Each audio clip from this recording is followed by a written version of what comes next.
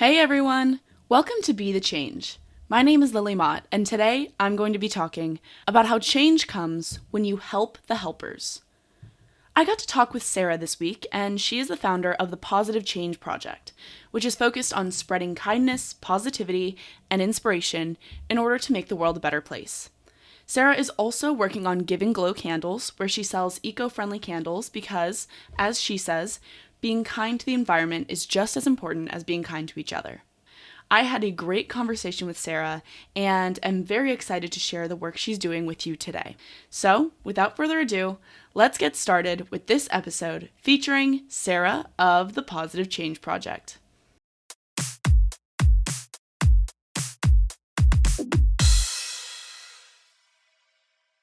So, hi, I'm Sarah. I'm the founder of the Positive Change Project. The project pretty much focuses on making a positive change in the world through small acts of kindness. So, we have multiple sort of projects through the Positive Change Project. We have a project that focuses on making positive bookmarks and sending them to people who are in need of like a little maybe extra kindness or positivity in their lives. One of our newest projects is we are making candles that are environmentally friendly to help make a positive change not only for humans, but for the planet. And with Sydney of Jumbled Dreams, I also have a podcast that focuses on mental health and bullying and trying and kind of like breaking the stigma behind that. That's a great start, Sarah, and I would love to really dive right in and ask you to tell me more about your background. What are some of the experiences you've had, or maybe some of the challenges you've faced or seen that really led you to start the Positive Change Project and get involved in this work? Tell me more of that backstory for you. Yeah. So I think mainly the catalyst was the pandemic. I saw a lot of people have like a switch almost in their mental health or maybe like their outlook on life. And I saw a lot of people who maybe had more optimistic personalities start to retreat back and be very kind of pessimistic and were very almost brought by the pandemic. And especially with everybody kind of so far away, it was hard to be able to reach people. And so I wanted to do something that was kind of out of the blue, something that maybe wasn't seen as typical to kind of spread kindness and positivity. So my page actually started off as being it was a quote page. And then I was like, well, like motivational quotes are great, but I want to do something that's actually going to like physically impact somebody, not just kind of motivate them. So I decided to then keep a list of random acts of kindness. And with that, I was like, what if I was to, along with keeping a list of random acts of kindness, do my own sort of random act of kindness project? And that's really where the bookmark project got started. Was out of that was I wanted a unique way to be able to spread kindness.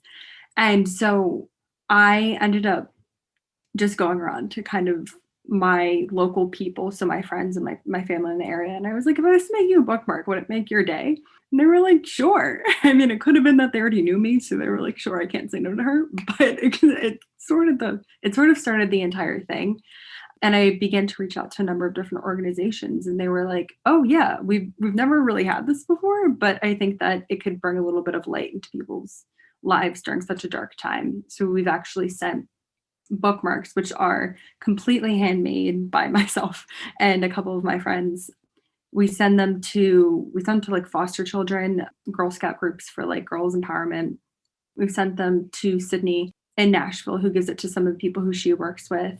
We've sent it to just random students who want to maybe give them out at their schools, nursing homes, just like people who want to spread positivity. And from there, I've also created like an online form where people can fill out if they want to like make their own bookmark. They essentially will fill it out and they'll design the bookmark, and then I'll make it and send a picture to them and then send it to wherever they want it to be sent. That's so cool, and I love the random acts of kindness idea. It's so cute. So, I think you were really spot on when you said that the pandemic has really taken a toll on a lot of people's mental health, and it was a really tough time for so many people around the world. And I would love to know, as someone who's trying to spread positivity and do this work with mental health, do you have any advice for people who may be struggling with their mental health? What are your own outlets for self-care?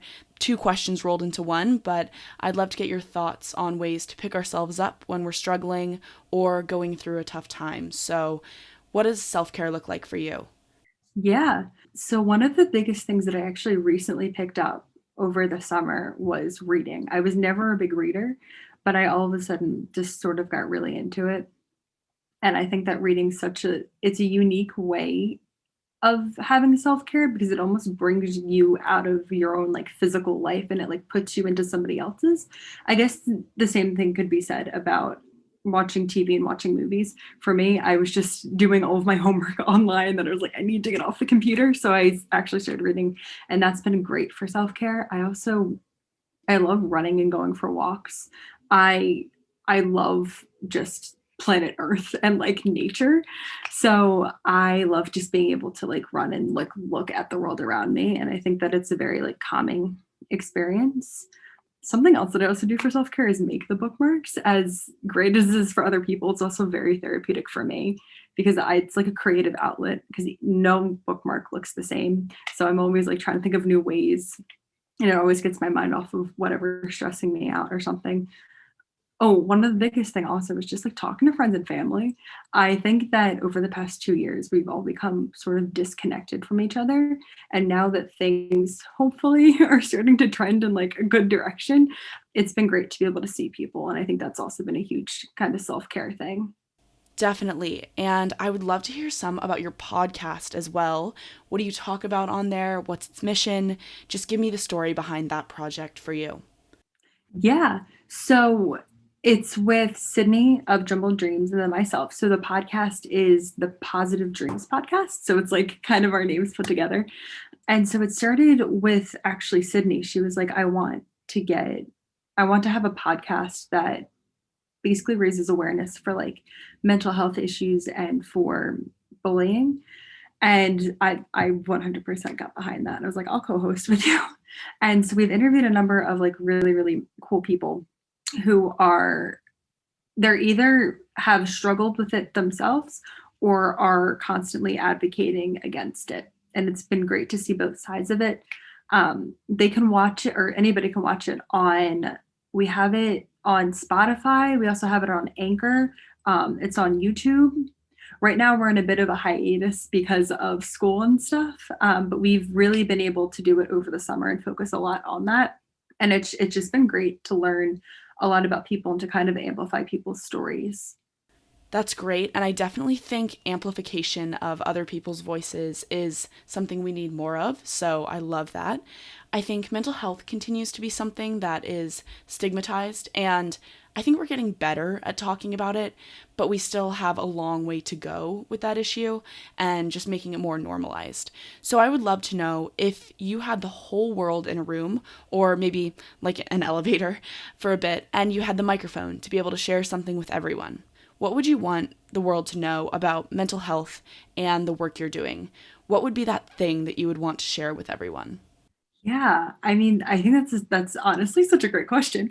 But I mean, I think that kindness and mental health almost go hand in hand because where there's kindness, there is empathy.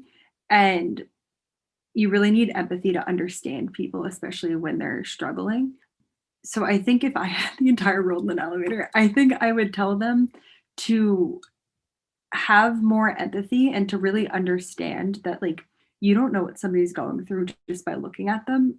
And that's almost the entire point of random acts of kindness is that if somebody is really, really struggling, that one random act of kindness can mean the world to them. And I just think that it's such an important piece of humanity because it's something that also connects all of us. And I think if people realize like how connected we all are, there would be in turn a lot more empathy and a lot more kindness in the world.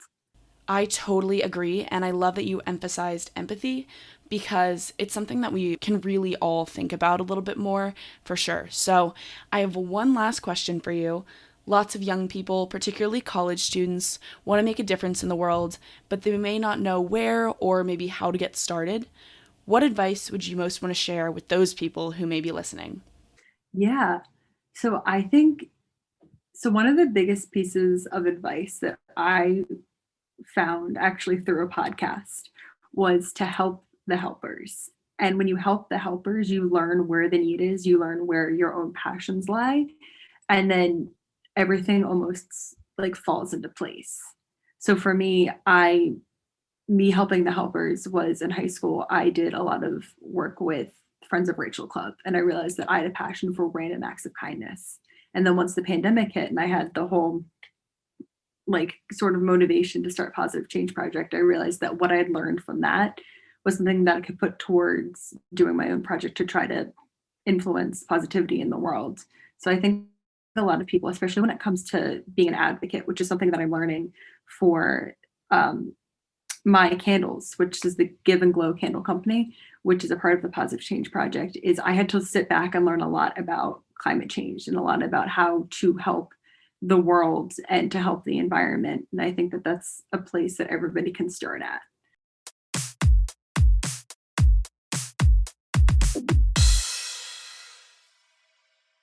I really enjoyed talking with Sarah and was inspired by her positivity and just her sheer motivation to make other people happier. My favorite piece of Sarah's advice was that last answer that she shared, and she said, "You should focus on helping the helpers." I think that's such a wonderful piece of advice, and it's something that we've definitely seen during the pandemic. Throughout the whole pandemic, essential workers were often putting themselves at risk to keep the world running for the rest of us. From doctors to teachers to grocery store employees and so many other people, they were the real helpers throughout the pandemic. And then there were lots of people that recognized the extent of their contributions and wanted to help them too by donating, raising awareness, and supporting essential workers in other ways. There are so many great helpers out there who are really making a difference in the lives of others. And a great way to make change is to get involved and help them out. Because as Sarah said, change comes when you help the helpers.